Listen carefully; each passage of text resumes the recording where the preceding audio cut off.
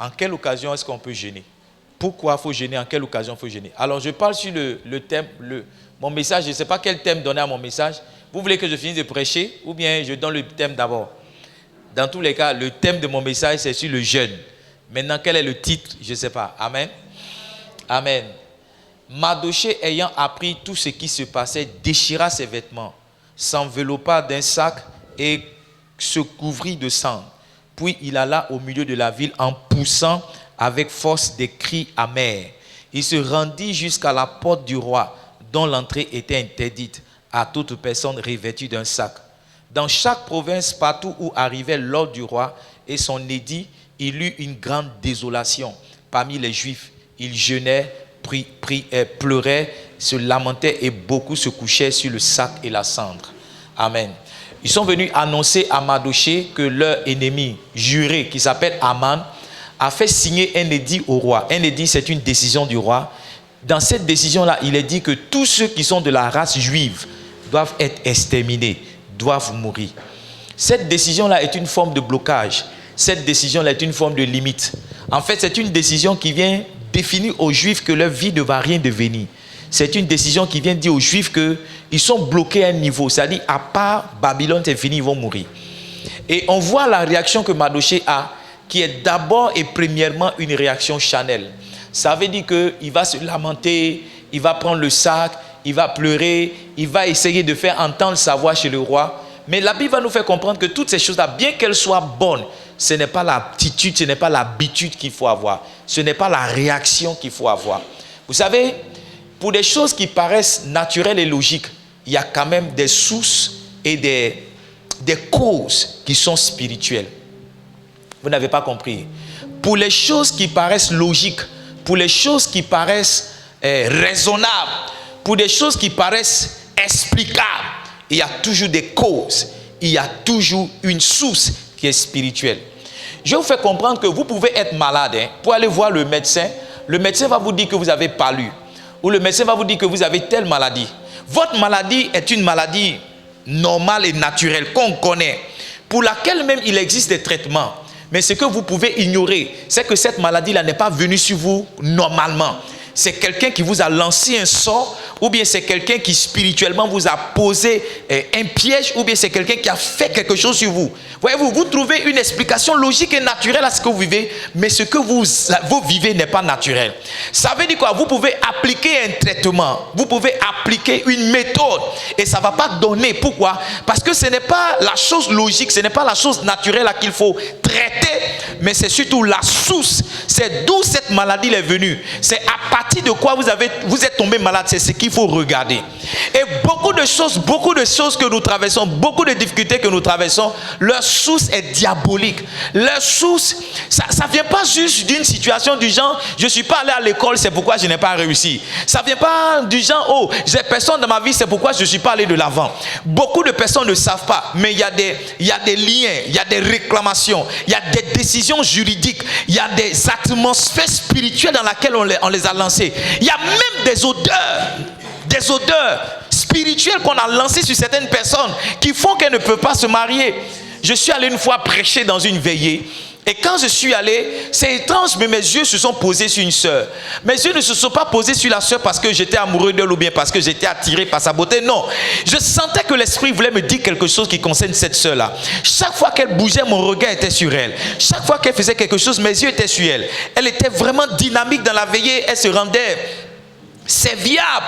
Elle chantait tantôt, elle s'occupait des hommes de Dieu tantôt, et je la regardais, et je n'ai pas compris, jusqu'à ce que je monte sur la chaire pour prêcher. Quand j'ai commencé à prêcher, je suis descendu comme je suis descendu là ce matin, et j'ai laissé ma serviette sur la chaire, et je transpirais, et j'ai demandé qu'il pourrait me donner ma serviette, et la sœur a couru, elle est partie. Pour moi c'était un signe. J'ai commencé à prier, j'ai dit, Saint-Esprit, je sais que tu essaies de me dire quelque chose sur cette sœur depuis, mais que je n'arrive pas à capter. Dès l'instant qu'elle est venue vers moi pour me donner ma serviette, je n'ai pas prise. Je n'ai pas attrapé ma serviette, je l'ai regardée et j'ai dit, toi, j'ai une parole pour toi. Voici la parole que je lui ai donnée ce jour-là. Je lui ai dit, chaque fois que tu rentres dans des relations, elles ne durent pas. Les hommes te quittent sans te donner la raison pour laquelle ils te quittent. Je vois dans l'esprit, c'est comme si on t'apportait un masque.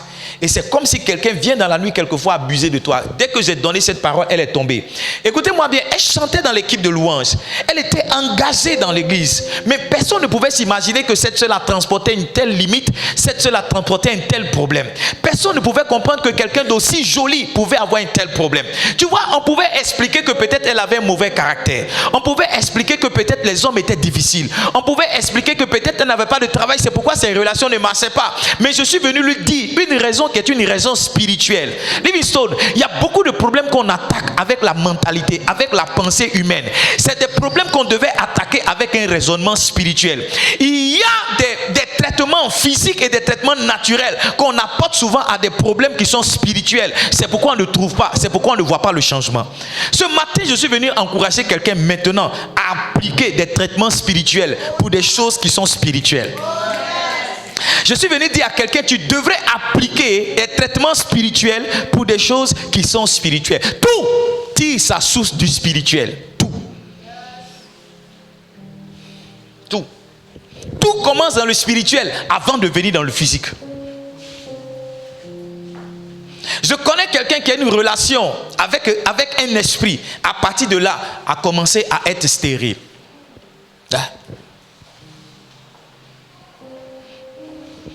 Tout commence dans le spirituel. Et si on n'a pas attaqué ce qui est spirituel, on va se fatiguer dans des choses naturelles. On va se fatiguer dans des choses qui sont physiques. On va se fatiguer dans les choses que l'on voit. As-tu déjà interrogé le Seigneur pour savoir qu'est-ce qui ne marche pas spirituellement en ce qui concerne tel domaine de ta vie?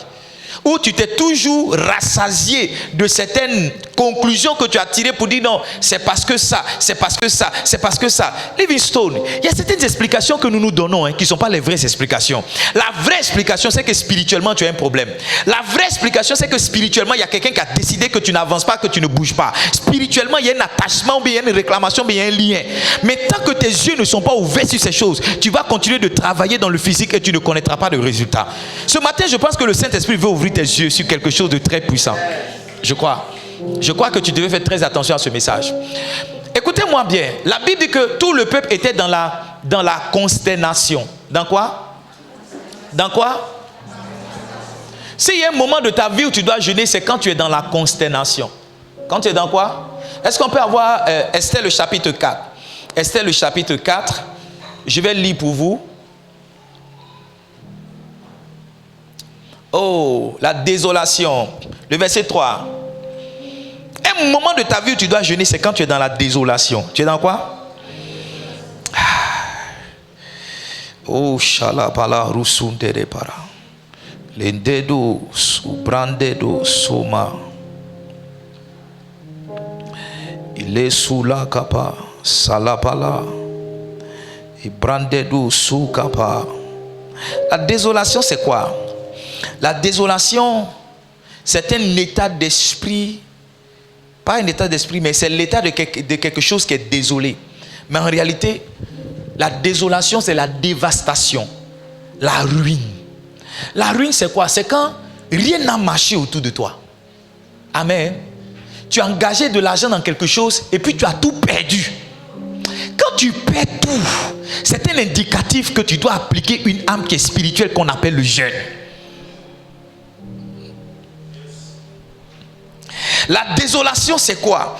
La désolation, c'est la dévastation. La dévastation, ça veut dire que quelque chose est rentré dans ta vie, ou bien quelqu'un est rentré dans ta vie et il a tout détruit.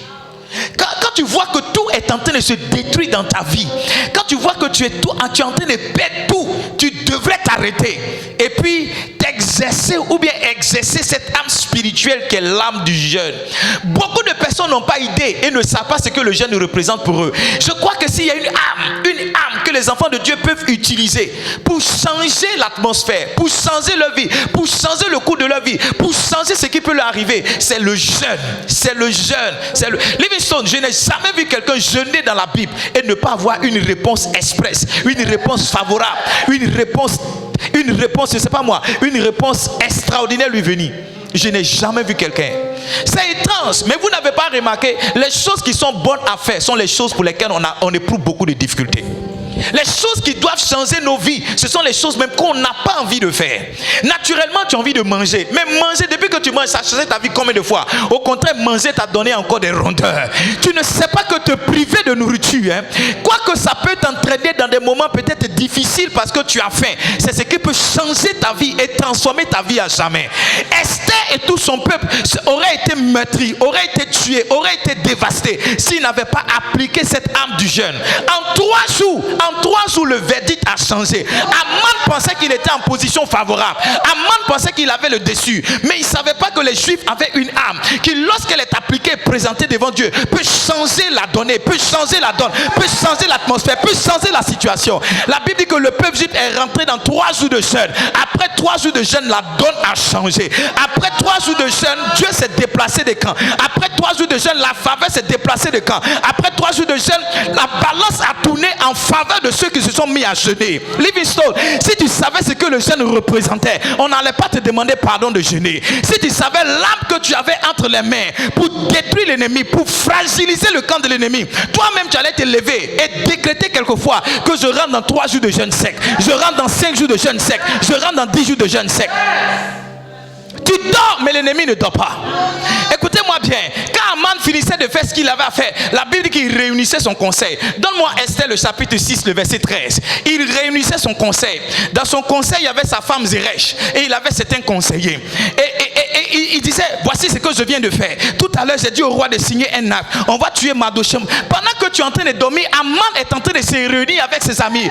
Aman est en train de se réunir avec ses conseillers. Pendant que toi, tu dors, les gens qui en veulent à ta vie, les gens qui en veulent à ta destinée sont en train de se réunir. Comment on peut l'atteindre? Comment on peut le toucher? Comment on peut le fragiliser? Comment on peut bloquer sa vie? Tu devrais te lever et toi aussi faire des réunions avec les gens qui sont dans ton camp pour dire, hey, voici comment ils sont en train de s'apprêter pour venir vers nous. Nous aussi, il faut qu'on s'apprête pour venir vers nous. La Bible dit, Aman raconta à Zeresh, sa femme, et à tous ses amis, tout ce qui lui était arrivé. Et c'est sage. Et Zeresh et sa femme lui dit, il avait un conseil qui tenait. Tu sais pas, mais les sorciers ont des conseils qui tiennent pour te faire tomber. Tu sais pas, mais tes ennemis, ils ont des conseils qui tiennent pour te faire tomber. Livingstone, écoutez-moi bien. Une décision favorable peut venir vers vous et le lendemain, vous venez, ça changer. Vous pensez que quoi est arrivé? En 24 heures, il y a une réunion qui s'est tenue contre vous. On te donne rendez-vous aujourd'hui, demain tu t'en vas. Quand tu arrives, tu as l'impression que les gens qui t'ont dit de venir ont juste changé. Qu'est-ce que tu penses qui s'est passé dans ce laps de temps? Une réunion s'est tenue contre toi. Pendant que toi tu dormais, pendant que tu étais en train de manger pour dire, oh, demain ma vie change, il y a des gens qui étaient en train de faire une réunion pour que justement ta vie ne change pas. Écoutez-moi bien, chaque fois que vous êtes sur le point de prendre une décision qui va changer votre vie, chaque fois que vous êtes sur le point de passer à un autre niveau, c'est en ce moment-là que vous devez être plus spirituel que jamais. Livingstone, le combat ne s'arrête pas tant que vous n'avez pas soulevé le trophée. Le combat ne s'arrête pas tant que votre ennemi n'est pas à terre. Écoutez, quand Mardochée a commencé à détruire Aman, il ne s'est pas arrêté à Aman seul. La Bible dit que Aman et sa famille, ses enfants, les enfants de ses enfants, eux tous, ils sont morts. Parce qu'il sait que aussi longtemps que ceux-là sont vivants, le combat peut revenir. Tu as tombé un adversaire aujourd'hui, mais qui te dit qu'il n'y a pas encore d'autres adversaires derrière? Tu as tombé un adversaire aujourd'hui, mais qui te dit que ses enfants ne sont pas là pour te faire tomber? Je parle sur des choses qui sont spirituelles. Et je veux que quelqu'un qui est spirituel ce matin ouvre le cœur et m'entende précisément. Parce qu'il y a un message de la part de Dieu pour lui. Quand tu vois que ta vie est en ruine, la chose à faire, ce n'est pas de pleurer. La chose à faire, ce n'est pas de te lamenter. La chose à faire, c'est de jeûner. Tu vois que ta vie est dévastée. La chose à faire, ce n'est pas de te lamenter. La chose à faire, c'est de jeûner. Reviens sur le verset 4. Chapitre 4, verset 3. Tu ne peux pas être là en train de voir ta vie dégringoler sans rien faire. Tu ne peux pas être là en train de voir ta vie se bloquer sans rien faire. Je crois en l'espérance, je prie que tu aies l'espérance. Mais arrivé un moment, il faut te lever et prendre des décisions drastiques. Arrivé un moment, il faut te lever et commencer à faire des choses que tu n'as pas l'habitude de faire. Il n'a pas été dit dans la vie d'Esther qu'elle a jeûné après ça ou qu'elle a jeûné avant ça. Le jour où on a mentionné qu'Esther a jeûné, c'était parce qu'il y avait un tel problème devant eux. Tu jeûnes chaque vendredi, c'est bon. Mais il y a des situations qui nécessitent que tu jeûnes 3 jours. Il y a des situations qui nécessitent que tu jeûnes 5 jours. Il y a des situations qui nécessitent que tu jeûnes 7 jours. Il y a des situations qui nécessitent que la nourriture ne te dise rien jusqu'à ce que tu vois cette situation changer. Il y a des situations qui nécessitent que le sexe ne te dise rien jusqu'à ce que tu vois ta vie changer.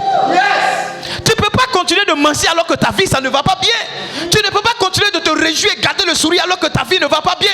Tu devrais aller dans le lieu secret et chercher la face de Dieu. Dis Seigneur, je ne mange pas aussi longtemps que ma vie ne change pas. Je ne mange pas aussi longtemps que ma vie ne bouge pas. Je ne mange pas aussi longtemps que mes ennemis sont sur moi. La Bible dit une grande désolation parmi les Juifs. Tu sens que ta vie est en train de tomber. Ta vie est en train de dévaster. En train d'être dévastée, tu es là, tu fais rien. C'est dommage, mais jusqu'à quand on va prendre conscience pour comprendre que Dieu ne nous a pas créés pour souffrir. Pour comprendre que toute souffrance ne vient pas de Dieu. Jusqu'à quand on va prendre conscience pour comprendre que cette vie-là, ce n'est pas la vie que Dieu veut pour nous. Jusqu'à quand on va prendre conscience? Jusqu'à quand tu vas prendre conscience? Tu as fini d'accepter cette situation comme étant normale. Une situation de ta vie qui n'avance pas, tu l'as fini par la prendre comme étant normale. Tu devrais te lever. Tu devrais te lever. Un jour, je me suis engagé dans 40 jours de jeûne. Je ne trouvais pas normal qu'un pasteur que je suis puisse parler en langue chaque fois pour payer sa facture. Je ne trouvais pas normal. Je ne trouvais pas normal. Je ne trouvais pas normal que moi, un serviteur de Dieu, je puisse prier longtemps sur une facture de 40 000, une facture de 60 000. J'ai dit, Seigneur, non, il faut que ma vie change. J'ai décidé de jeûner pendant 40 jours. Monter, descendre. Le premier jour de jeûne, Dieu m'a dit, au temps du Nouveau Testament, de l'Ancien Testament au Nouveau Testament, c'est 40, c'est-à-dire le début du Nouveau Testament, c'est le 40e livre de la Bible. Donc Dieu m'a dit, au 40e jour de ce moment, c'est-à-dire à la fin de ce moment, je changerai ta vie. Écoute-moi, ma vie n'aurait pas changé si je ne m'étais pas engagé dans ces 40 jours de jeûne. J'aurais été un serviteur de Dieu qui allait continuer de prier sur des factures. J'ai trouvé une situation anormale et je me suis levé en fonction. J'ai trouvé une situation qui n'était pas une situation que je devais vivre et je me suis levé en fonction. Je vous dis la vérité, ma vie n'a plus été la même après ces 40 jours de jeûne. Ma vie n'a pas été la même. Mes financièrement, j'étais encore plus piqué que ça avant. Je vous dis la vérité. Je vous dis la vérité. Tu devais prendre conscience. Il y a des gens qui sont ici, on a décrété 5 jours de jeûne, mais ils ne se sont même pas sentis intéressés. Il y a des gens qui sont ici, c'est-à-dire, ils ont décidé dans leur cœur qu'ils allaient tricher. Ils ont décidé dans leur cœur qu'ils n'allaient pas bien faire. Je ne sais pas si tu es conscient ou bien tu n'es pas conscient. Ta vie que tu vis, est-ce que ça te plaît? Ta vie que tu vis, tu penses que c'est une vie normale? Tu penses que c'est une vie que tu devais vivre? Je pense que tu devais dire, papa, 5 jours c'est petit, on devrait faire 12, on devrait faire 21. Tu vois, il y a des gens qui sont en train de voir comment est-ce qu'on peut rabaisser les jours de jeûne. Comment est-ce qu'on peut diminuer les jours de jeûne. Laisse-moi te dire, tu es tombé dans une séduction. Le diable t'a séduit, il t'a eu. Il t'a eu. Quand ta vie est en train de tomber en ruine, quand ta vie connaît la désolation comme le peuple, tu vois, la désolation, je pense que la désolation, c'est un peu comme si on atteint un niveau de non-retour. Parce qu'en général, quand quelqu'un dit « je suis désolé », ça veut dire qu'il ne peut rien faire pour toi. Ça veut dire qu'il ne peut pas changer. Ça veut dire que c'est un peu trop tard. Quand tu vois que ta vie a atteint un niveau où on ne peut pas changer. Quand tu vois que ta vie a atteint un niveau où c'est un peu comme si c'est un peu trop tard. C'est un peu trop tard. Et pour le peuple juif, c'était un peu trop tard. Parce que la Bible dit que l'édit du roi avait été signé. Le roi avait marqué l'édit avec son empreinte, avec son anneau. Ça veut dire qu'il n'y avait pas de retour. On ne pouvait plus l'annuler. C'était fini. On ne pouvait plus être annulé. Ce qui ne pouvait pas être annulé, il y a des gens qui ont appliqué cette âme qu'on appelle l'âme du jeûne. Ils ont amené la situation à être autre chose. On dit aux jeunes tous les vendredis, mais regarde comment tu es léger avec. Regarde comment tu es léger avec. Tu ne prends même pas ça au sérieux parce que tu ne crois pas que ça peut changer ta vie. Tu ne crois pas. Tu vois ce qui me dérange, ce qui me dérange, c'est qu'on t'a donné la clé pour que ta vie change, mais tu as déposé cette clé-là. Et puis maintenant, tu vas chercher une clé de contrefaçon pour pouvoir améliorer ta vie. Il n'y a jamais rien que tu feras qui te changera de vie, qui sera une chose facile. Enlève ça de ton esprit. Il n'y a jamais rien qui va t'amener dans une autre dimension de ta vie qui sera une chose facile. Enlève cela de ton esprit une bonne fois pour toutes. Les choses que tu feras qui vont booster ta vie, t'amener à un autre niveau, c'est des choses pour lesquelles tu vas pleurer. C'est des choses pour lesquelles tu vas sentir des douleurs. C'est des choses pour lesquelles tu vas sentir des souffrances. En clair, si tu n'es pas prêt à souffrir, il y a des niveaux que tu ne connaîtras pas. Il y a des niveaux que tu ne vivras pas. Tout ne peut pas être le repos. Il y a des moments qui sont des jours de travail. Tout ne peut pas être la facilité. Il y a des moments qui sont des moments d'engagement. Tout le temps ne peut pas être des moments de moisson. Il y a des temps qui sont des temps de semaille. Tu devrais prendre tes responsabilités et dire en fonction de ma vie, je vais prendre telle ou telle décision. Je vais prendre telle ou telle décision. Un indicatif pour toi pour jeûner, c'est quand tu expérimentes la désolation. Et je vais te donner le sens de la désolation. C'est lorsque la vie de quelqu'un est ruinée.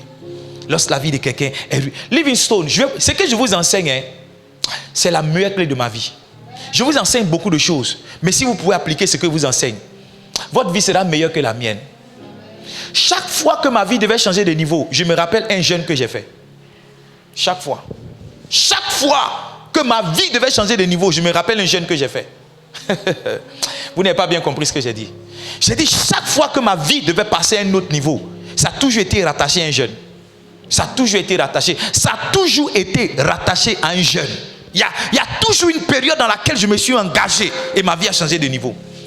Je cessais Dieu en 2018 par rapport à la croissance de l'église. J'ai décrété 21 jours de jeûne. Je n'ai dit à personne, j'ai commencé à jeûner. Mon premier jour de jeûne, le Seigneur m'a dit, prends le livre du pasteur Charles Atukwasi. Quand j'ouvre le livre, c'est le triomphe de la foi agissante. Quand j'ouvre le livre, à la première page, c'est écrit Ésaïe le chapitre 54, le verset 2. Il dit, étends l'espace de ta tente. C'est la première parole. J'ai dit, mais Seigneur, qu'est-ce que je dois entendre par là? Et puis j'ai entendu la voix du pasteur Charles dire, c'est le vase que tu présentes à Dieu qui le remplit. À l'époque, on était une église sous une tente avec 50 personnes au maximum qu'on pouvait prendre. Le projet de construire l'église est parti de là. À partir de là, ma vie a changé.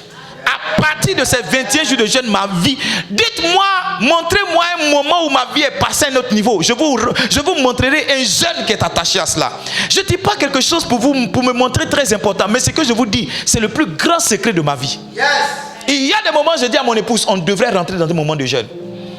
Quand elle est avec moi, gloire à Dieu, elle est avec moi. Quand elle n'est pas avec moi, j'y vais seul. Vous voulez que votre vie change? Il y a des jours de jeûne que vous devez décréter. Vous voulez que votre vie passe à un autre niveau? Il y a des jours de...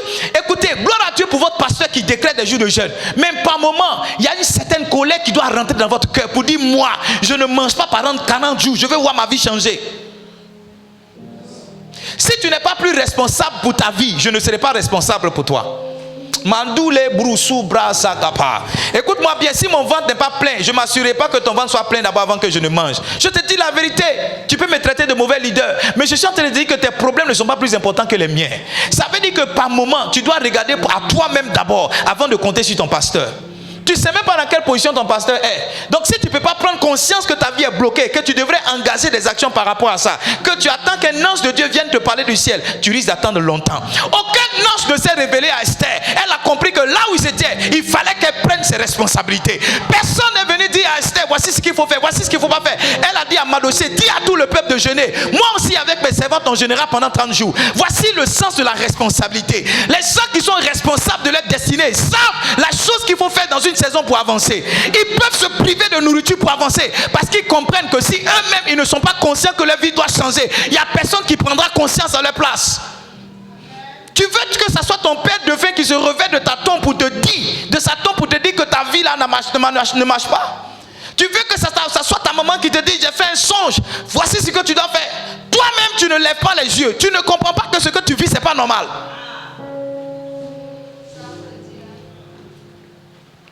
Oh Jésus, help me to preach now. Help me to preach. Alors Esther appela Attaque, verset 5.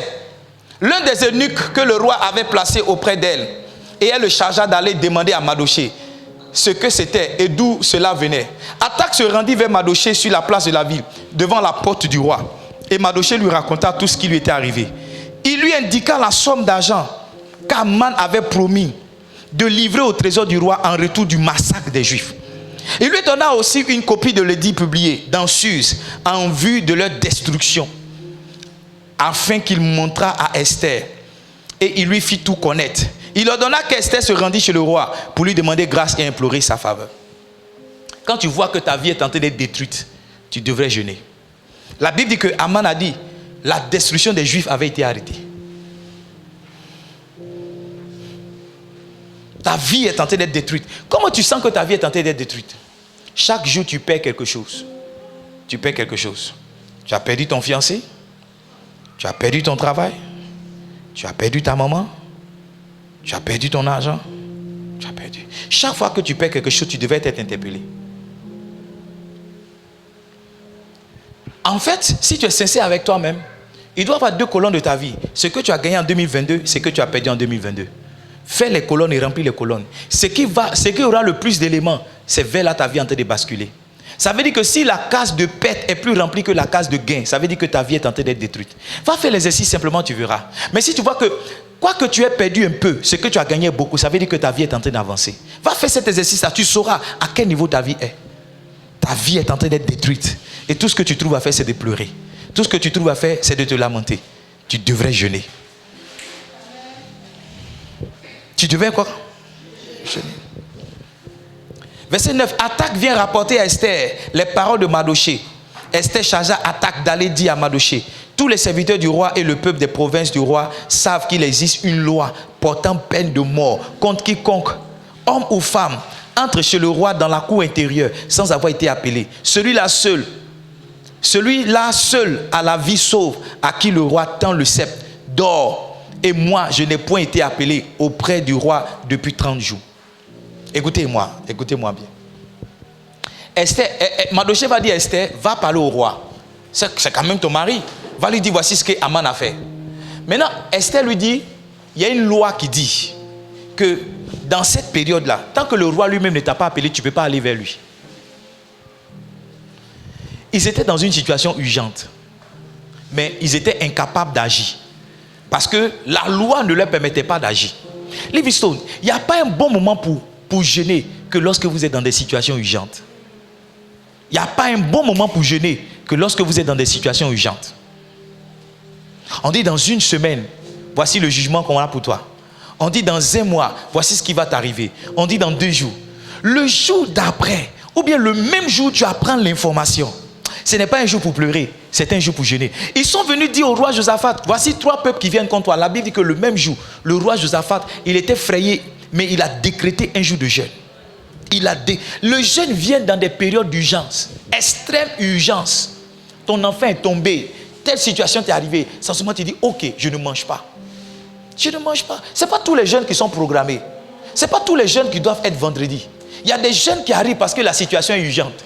L'année est en train de finir, je n'ai encore rien vu de mes promesses. C'est une situation urgente.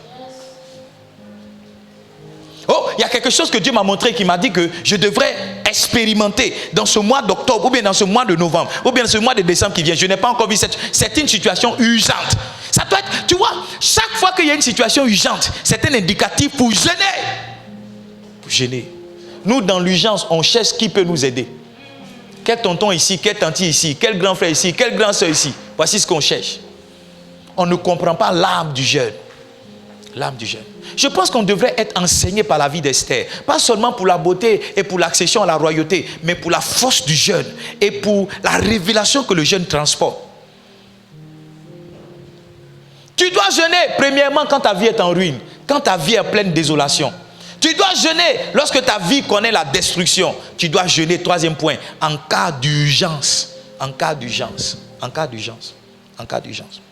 Maintenant, laissez-moi vous dire que souvent, quand on est en cas d'urgence, ça veut dire que les moyens pour que les choses réussissent ne sont pas forcément là. Par exemple, quand on envoie ton frère ou bien ta soeur en urgence, ça veut dire qu'on doit se dépêcher de faire, sinon il va mourir, n'est-ce pas? Et tu vas voir que souvent, quand il est en urgence, il n'y a pas l'argent. Ou bien quand il est en urgence, le médecin même qui doit le soigner n'est pas là. Ou bien en urgence, il y a toujours quelque chose qui manque. Je ne sais pas si tu as déjà envoyé quelqu'un en urgence. Ça veut dire qu'on est dans des cas défavorables. On est dans un cas où les conditions ne sont pas réunies pour que tu avances. Mais quand les conditions ne sont pas réunies pour que tu avances, quand tu es dans un cas défavorable, qu'est-ce que tu peux faire? C'est justement d'engager l'âme du jeûne. Parce qu'avec le jeûne, l'urgence peut changer. Maintenant, regarde, un moment où, 4e point, un moment où tu peux engager l'âme du jeûne, c'est le moment de blocage, les temps de blocage. Une loi avait été éditée disant que personne ne pouvait rentrer dans la présence du roi. Donc Esther même était bloquée. Elle ne pouvait pas aller dans la présence du roi parce qu'elle pouvait mourir si le roi ne l'acceptait pas. Tu vois, la loi disait que tu ne peux pas rentrer là, tu ne dois pas rentrer là, tu ne peux pas faire ça, tu ne peux pas faire ça, tu ne peux pas faire ça. Mais Esther elle a dit à Mardochée, voici l'arme qu'on va utiliser. C'est vrai, il y a une loi qui existe qui dit que je ne peux pas rentrer là. Mais si vous jeûnez pour moi, si moi aussi je peux jeûner avec mes servantes, je crois que quand bien même cette loi-là existe, nous allons la contourner. Il y a des lois qui ont arrêté ton blocage. Il y a des lois qui ont arrêté ta destinée. Il y a des lois qui ont arrêté ta vie. Il y a des lois, tu ne sais peut-être pas, mais il y a des lois qui ont été éditées par l'ennemi qui disent que toi, tu ne dois pas aller plus loin que la classe de terminale. Il y a des lois qui disent que toi, tu ne dois pas travailler comme les autres personnes dans ta famille. Il y a des lois qui disent que tu ne dois pas te marier. Il y a des lois qui ont fixé ta limite. Il y a des lois qui ont fixé ta destinée. Qu'est-ce que tu dois faire? Rester devant ces lois-là pour s'appliquer à sa vie ou bien appliquer l'âme du jeune pour contourner ces lois? Moi, j'ai décidé qu'une loi ne m'arrêterait pas. J'ai décidé qu'une loi ne m'arrêterait pas. J'ai décidé qu'une loi ne m'arrêterait pas. J'ai pris cette décision. J'ai décidé qu'une loi ne m'arrêterait pas. Esther est partie jeûner. Donne-moi Esther le chapitre 5, le verset 1. Esther est partie jeûner. Le 3e jour, Esther mit ses vêtements royaux et se présenta dans la cour intérieure de la maison du roi. Tu vois, elle a fini de jeûner. Et elle a affronté la loi. Elle a affronté la réclamation. Elle a affronté la limite. Maintenant, regarde, la Bible dit que devant la maison du roi, le roi était assis sur son trône royal, dans la maison royale, en face de l'entrée de la maison. Verset 2. Lorsque le roi vit la reine Esther debout dans la cour, elle trouva grâce à ses yeux. Je reviendrai sur cette partie dans la semaine.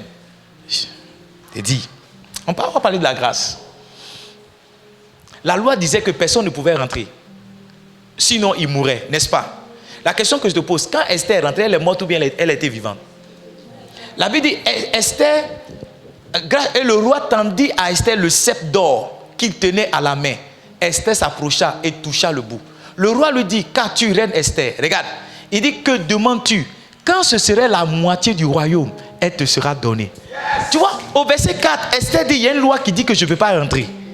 Et elle jeûne après 3 jours. Quand elle finit de jeûner après 3 jours, non seulement le roi l'accepte dans sa présence, il lui dit, qu'est-ce que tu veux, ma reine? Même si c'est la moitié de mon... Je ne connais pas beaucoup d'hommes qui peuvent poser cette question à une femme. Parce qu'il y a des femmes qui sont assises ici, là, elles vont dire, donne-moi tout le royaume. Il dit, Esther, qu'est-ce que je peux faire pour toi? Qu'est-ce que tu demandes? Il dit, quand ce serait la moitié. Et vous savez, les hommes d'avant, leurs paroles comptaient beaucoup pour eux. Ils ne disaient pas une chose et puis ils faisaient le contraire. Quand ils disaient une chose là, ils faisaient exactement. Donc, pour qu'un roi soit prêt à donner la moitié de son royaume à sa femme, c'est que quelque chose, il y a eu un travail qui s'est fait dans son cœur. C'est qu'il y a eu un travail qui s'est fait dans sa pensée. Tu ne sais peut-être pas, hein, mais chaque fois que tu jeûnes pour une situation, il y a des gens que tu mets en difficulté. Il y a des gens que tu mets dans des problèmes. Tu ne sais peut-être pas, mais souvent il faut convoquer les gens qui t'empêchent d'avancer devant le trône de Dieu. Il faut envoyer leur nom devant le tribunal du Seigneur. Il faut envoyer leur nom en jugement. Il y a une soeur dans cette église qui est venue me voir avec son mari. Oh, Jala Kaba Soula, Brandido Simakamasu. Voici le témoignage que son mari m'a rendu. Il dit, papa, il y a un monsieur qui nous a fait la promesse. Ma femme vient d'accoucher et vraiment on est dans un studio. On veut avoir 2 chambres salon. Il y a un monsieur qui fait un immeuble et il a fait la promesse à ma femme que quand l'immeuble sera fini, il va nous donner un appartement dedans. J'ai dit, ouais, c'est bien. Il dit, mais le problème c'est que depuis un moment on l'appelle. Il ne décroche pas, il ne prend pas le téléphone. J'ai dit, ah bon, pourquoi? Elle dit, non, on ne sait même pas. Il dit que, non, on ne sait pas pourquoi il ne décroche pas, J'ai dit, venez, on va prier. J'ai dit, Père, au nom de Jésus, j'ai dit, Seigneur, que cet homme ne dorme plus, qu'il ne trouve pas le sommeil, jusqu'à ce qu'il vienne honorer la promesse qu'il a faite à ton serviteur, à ta servante. Yes. Il y a des prières qui sont des prières monstrueuses.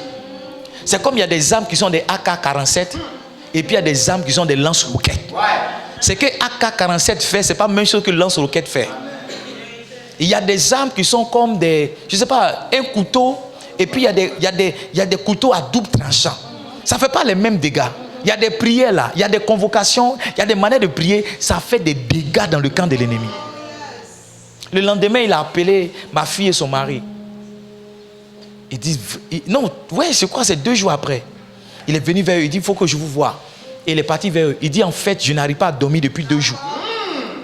Et quand ils font le lien, le gars n'arrive pas à dormir depuis le jour où la prière a été faite. Il dit, je n'arrive pas à décrocher vos appels parce que c'est vrai, je vous ai fait la promesse de vous donner la maison. Mais j'ai donné 30 millions à quelqu'un qui est parti en Europe et qui m'a grugé sur mon argent. Et comme j'ai perdu beaucoup d'argent, je vais rattraper mon argent en augmentant le loyer. Je vous ai promis, mais ce n'est pas ce que je vous ai dit que vous devez acheter. C'est pourquoi, au lieu de 80 000 francs, le loyer est passé à 120 000. Donc je m'excuse. Mais comme je vous ai promis, je vais quand même vous donner la maison. Et regarde, il avait déjà pris les avances et les cautions de tout le monde. Il n'y avait plus d'espace. Il a appelé le monsieur qui gère la maison. Il dit, trouve quelqu'un, il faut lui retourner son argent. Toi, tu es en train de dormir sur ta vie. Hein? Quelqu'un d'autre est en train de prendre ta place. Tu es en train de dormir sur ta vie. Quelqu'un d'autre est en train de prendre ce qu'il doit. Il dit, retourne l'argent de quelqu'un. Et puis il a dit à la dame et au monsieur, combien vous pensez que vous pouvez payer? Je ne sais pas combien de personnes qui vont chez ces maisons, on lui demande ça. Hein. Combien vous pensez que vous pouvez payer? Et le monsieur est parti dans les toilettes pour m'appeler. Allô papa, le monsieur il est venu. Hein? Il dit, ah bon, il dit quoi? Il dit, dors pas. La prière, il dit, dors pas. Maintenant, il nous demande combien on doit payer. Toi, tu penses que quoi? Je dis, non, moi, je ne pense rien, c'est vous qui devez payer. Combien vous pensez? Il dit, c'est vrai, mais il a beaucoup de problèmes quand même. Il avait dit 80 000, mais comme il a dit 120 000, nous, on va payer 100 000. On va payer 100 000. Écoute-moi bien, rien ne se serait passé s'il n'y avait pas une telle prière qui s'est levée. Et on allait trouver que c'était normal. C'est normal. Souvent les gens disent des choses et puis ils ne font pas. Oh, ma soeur, toi tu viens de naître ou bien. Souvent, tu vois, tu as fini par croire que ce que tu vis est normal. C'est pourquoi tu ne trouves pas la force de te lever pour te battre. Tu as fini par accepter que c'est ce qui doit arriver. C'est pourquoi tu ne trouves pas la force de te battre. Je te dis, dans ces 5 jours, si tu peux trouver l'énergie d'aller confondre Satan, d'aller affronter Satan, d'aller parler à tes ennemis pendant ces 5 jours, je te dis la vérité, si tu es un homme de Dieu, tu reviendras avec ton témoignage. Si Dieu m'a bipé, ta vie ne changera pas. Mais si tu peux gêner avec ton cœur, convoquer ses ennemis, convoquer ces personnes. Il y a des gens, tu dois écrire le nom de ton patron. Il y a des gens, tu dois écrire le nom de celle qui est en train d'attaquer ton foyer. Il y a des gens, tu dois écrire le nom de la personne qui est en train de prendre ta maison. Tu dois écrire. Et puis l'amener devant le trône de Dieu. Dis Seigneur, si tu es Seigneur, que cet homme ne trouve pas le sommeil jusqu'à ce qu'il laisse ma vie. Dis Seigneur, si tu es Dieu, que cette femme ne trouve pas le sommeil jusqu'à ce qu'elle lâche ce qui est à moi. Livingstone, pendant que nous dormons, la Bible dit que pendant qu'il dormait, l'ennemi est parti s'aimer l'ivraie. Tu dors, l'ennemi ne dort pas. Tu manges, l'ennemi est en train de jeûner. Il y a des ivraies qui sont en train d'être sémés dans ta destinée. Toi, tu es en train de dormir. Tu cherches foutou et sauce arachide pour manger. Tu te plains que le riz qu'on t'a donné n'est pas beaucoup. Tu te plains que attiqué d'aujourd'hui n'est pas doux. Écoute-moi bien, tu es toujours en train de chercher le goût de la nourriture dans ta bouche. Souvent, tu dois laisser ta bouche être amère. Parce que c'est dans le goût amer là que va sortir le goût sucré de ta destinée.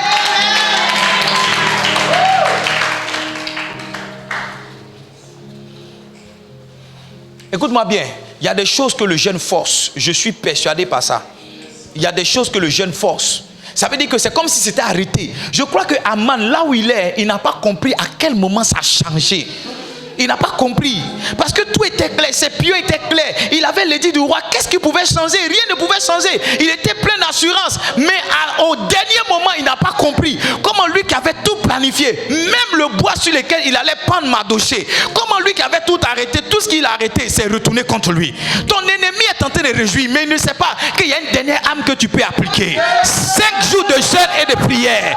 5 jours de jeûne et de prière. 5 jours de jeûne et de prière. 5 jours de jeûne et de prière. Il ne sait pas. Il ne sait pas. Oh, je vais vous cacher certains épisodes de ma vie. Mais mon âme, ça a été le jeûne. Magegu Soula Brandé. Je n'ai pas jeûné avec autant de sérieux que pendant tous ces temps de crise. Je vous dis la vérité. J'ai dit à quelqu'un que je vais faire 3 jours sans manger, sans boire. Il ne croyait pas. Parce que c'est un musulman. Il ne sait pas qu'un homme peut rester sans... Il ne croyait pas. Il ne croyait pas. Donc il surveillait mes gestes pendant les 3 jours. Il s'est dit peut-être que pendant la nuit je mange. Donc quand je me lève pour aller aux toilettes, il se réveille. Qu'est-ce que le gars a fait? Il a dit il ne va pas manger pendant 3 jours. Actuellement, je suis en train de chercher un endroit où j'allais me cacher pour 3 jours de jeûne sec.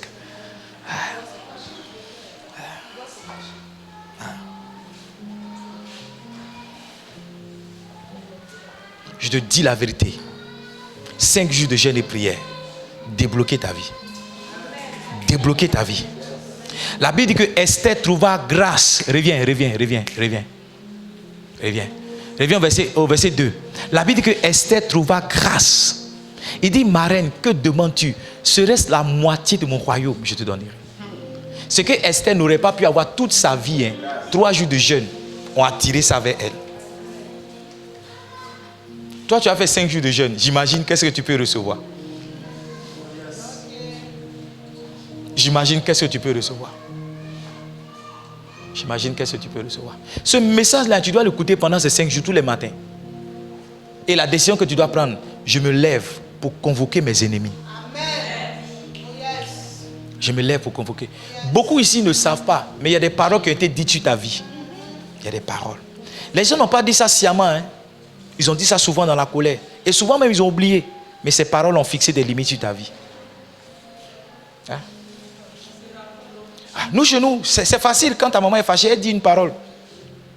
Toi, tu ne seras pas bon. Si.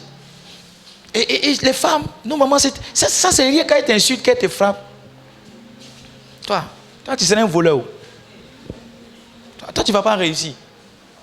C'est une parole qui est sortie. Mais ton père, ta mère étant des autorités, c'est une parole qui est fixée. Tu vis. Mais tu as l'impression que ta vie est en dessous de la parole qui a été dite. Pendant ces 5 jours, je vais te dire comment on contourne une malédiction. Comment on annule une malédiction. Livingstone, écoutez. Quand on devait commencer ce ministère, je suis revenu une fois d'un programme. Je suis rentré à Dabo autour de minuit, 1h du matin. Et quand je venais, le Saint-Esprit m'a dit, quand tu descends, enlève tes chaussures. Pendant ces 5 jours-là, on va faire une action prophétique. Il y a une action qu'on va poser là. Je sens que mon manteau prophétique est relâché. Le Saint-Esprit m'a dit pendant ces 5 jours, il y a une action qu'on doit poser. Chacun doit acheter une bouteille d'huile d'onction. Chacun doit acheter une bouteille d'huile d'olive à prier dessus. Je vous... Chacun doit... Je vais vous dire... Tu fais la nuit. Mais jeûne la journée. Non, l'action là, c'est pas ici qu'on va poser. L'action, je vais vous dire, chacun va poser ça chez lui. Sois en paix. Sois en paix. Je disais quoi? Donc, le Saint-Esprit m'a dit, descends. Ne porte pas de chaussures. Marche nu-pied à l'entrée et à la sortie de la ville.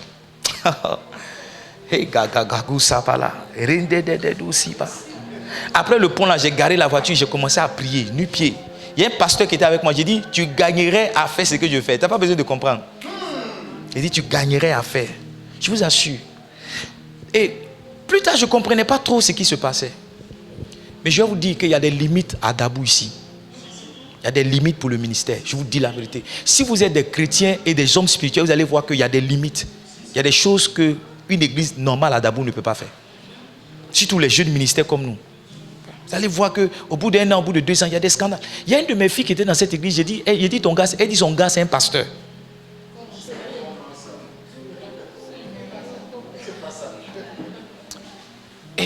Bon, je suis un homme de Dieu, il y a des choses que je dois vous cacher. Mais à Dabo, les hommes de Dieu souffrent. Souffrent de la sirène. Souffrent.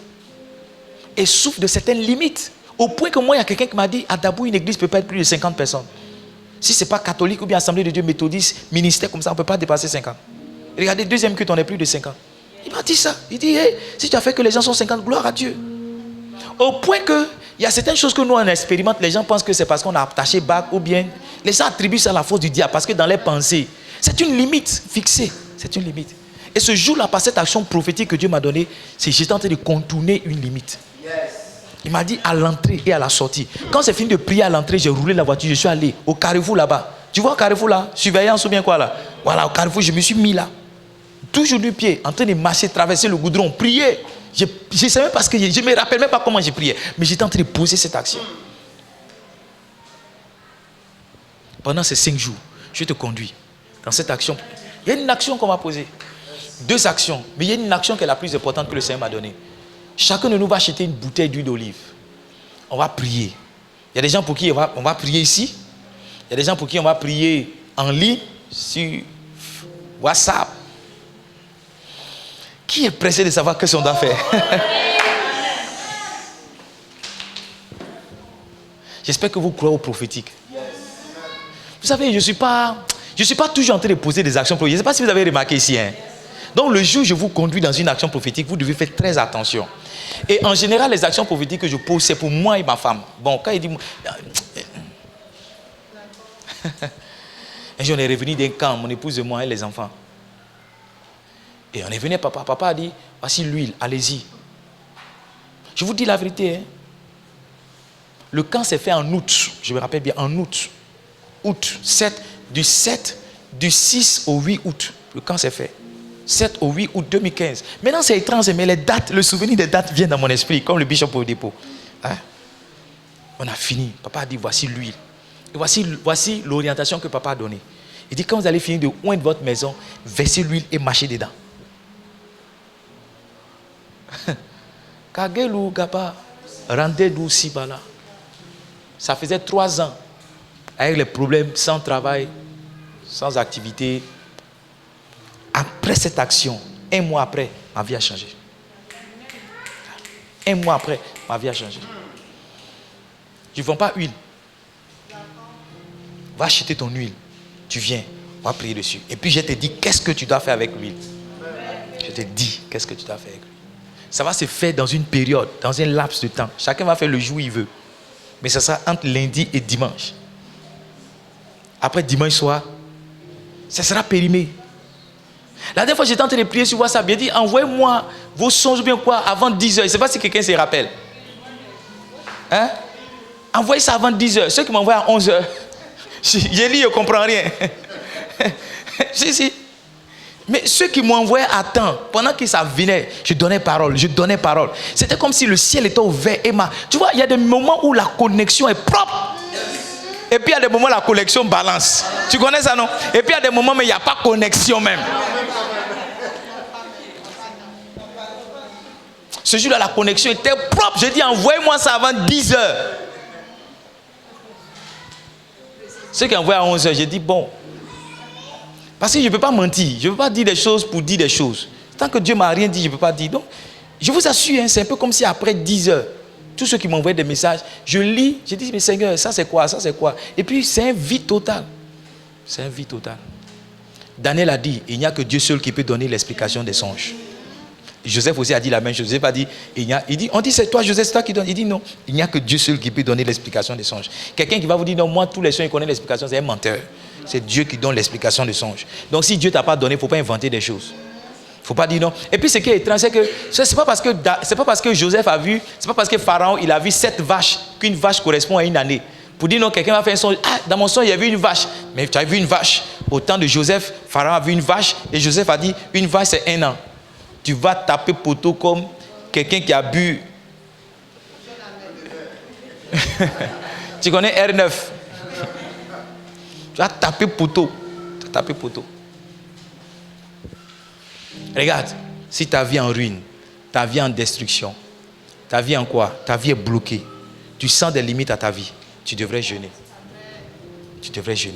En fait, même, tu dois venir dire, papa, je suis dans 5 jours de jeûne. Après ça, il faut prier pour moi. Nous, c'est comme ça qu'on faisait à l'église. Tu dis, papa, je suis dans 40 jours de jeûne. Après, il vient te faire une offrande. Nous, ça va, papa, j'ai fini maintenant de jeûne. Tu te mets à genoux, tu viens t'abouter. Et puis, prie pour toi. Prie pour toi. Depuis que je suis là, je n'ai pas encore vu. C'est rare que je vois quelqu'un me dire, ah papa, j'ai fait 2 jours de jeûne, j'ai fait 5 jours de jeûne. Les Living Stones, ce sont des mangeurs.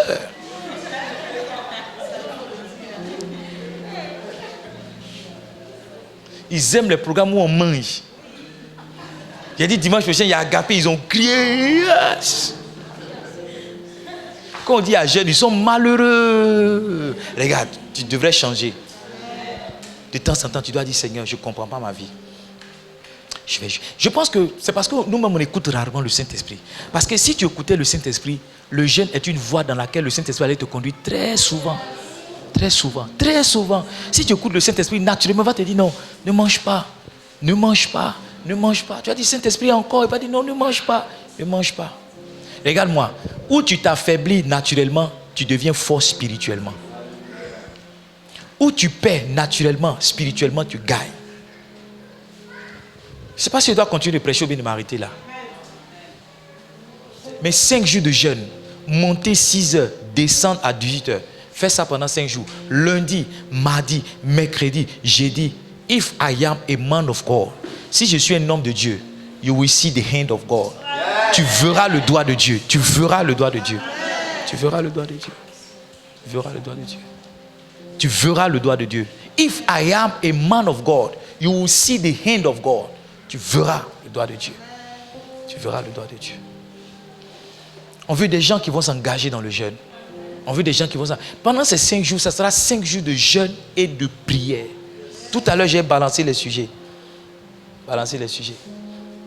Quels sont ceux qui n'ont pas WhatsApp? Levez bien vos mains, tu n'as pas WhatsApp. Tu devrais avoir WhatsApp. Quels sont ceux qui ont WhatsApp maintenant? Bon, quels sont ceux qui n'ont pas WhatsApp et qui ont WhatsApp? Les gens qui sont au milieu, tu n'as pas WhatsApp et tu as WhatsApp en même temps.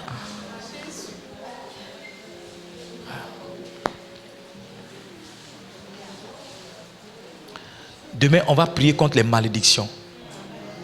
Une malédiction, c'est une mauvaise parole que quelqu'un a. C'est une malédiction, c'est la diction du mal. C'est que quelqu'un a dit du mal qui te concernant. On va prier contre ça. On va annuler tout ça. On va décréter tout ça. On va jeter tout ça. Paf. On va annuler tout ça. Beaucoup ne savent pas. Je vais parler de ça demain. Le pouvoir de la malédiction et comment la malédiction vient. Comment on peut reconnaître la malédiction. Je vais parler de tout ça. Mais demain, on va commencer à prier comme ça. Toute malédiction dans ma vie, je sors de ses liens. Je sors de son oppression. Je suis libre de toute forme de malédiction. Et on ne peut pas prier contre une malédiction sans prier pour une bénédiction. En fait, une malédiction se contrecarre avec une bénédiction aussi. Donc, quelqu'un a dit une mauvaise parole qui te concerne, mais quelqu'un a dit une bonne parole qui te concerne. La bonne parole est au-dessus de la mauvaise parole. Donc, c'est ce qui est au-dessus qui emporte. Donc, on détruit la malédiction aussi avec la bénédiction. Il a été dit ça sur ta vie, mais je dis. N'est-ce pas si tu comprends? Voilà. Maintenant, écoutez-moi. Récemment, la grâce que j'ai eue de me connecter au ministère du pasteur Charles et plus tard du pasteur Mohamed Sanogo, j'ai tenté de comprendre quelque chose. Le Saint-Esprit me comprenait. Le Saint-Esprit me disait, il y a certains combats spirituels que tu dois mener pour lesquels tu as besoin d'une plus haute couverture spirituelle. En fait, je demandais au Saint-Esprit de me donner l'explication. Qu'est-ce que je dois comprendre par tout ce qui m'arrive? Est-ce que c'est juste, bon, je suis là, et puis il dit, ça me fait le malin. Qu'est-ce que je dois comprendre? Il dit, où tu es en train de partir là, il y a des démons que tu vas affronter, il y a des difficultés que tu vas affronter, il y a des challenges que tu dois affronter, et il y a une certaine couverture que tu dois avoir. Ça veut dire qu'il y a des couvertures sous lesquelles, quand tu te mets, il y a certaines paroles qui peuvent être arrachées. Quelqu'un n'a pas compris ce que je suis en train de dire. Je vais venir vers ici. André, ceux qui sont ici dorment beaucoup. Je vais me mettre avec ceux qui sont au milieu. Aidez le frère. Aidez-le. Je ne voulais pas dire ça, mais aidez-le. Aidez-le. Aidez-le.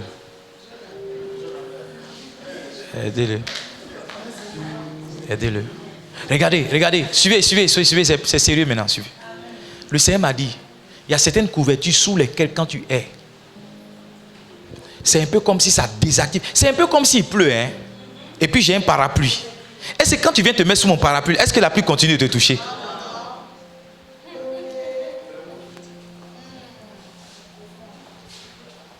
Ou bien il pleut, ou bien chez toi, la toiture est percée, et puis tu cours, tu vas chez le voisin, là-bas, la toiture n'est pas percée. Quand tu vas là-bas, est-ce que l'eau qui tombe chez toi, ça te trouve encore chez le voisin? Non. C'est pourquoi quand on était petit, quand on nous chicote là, tu vas chez le premier voisin. Quand tu rentres là-bas, ton papa s'arrête à la porte. Ça veut dire qu'il y a des malédictions qui s'arrêtent à certaines portes.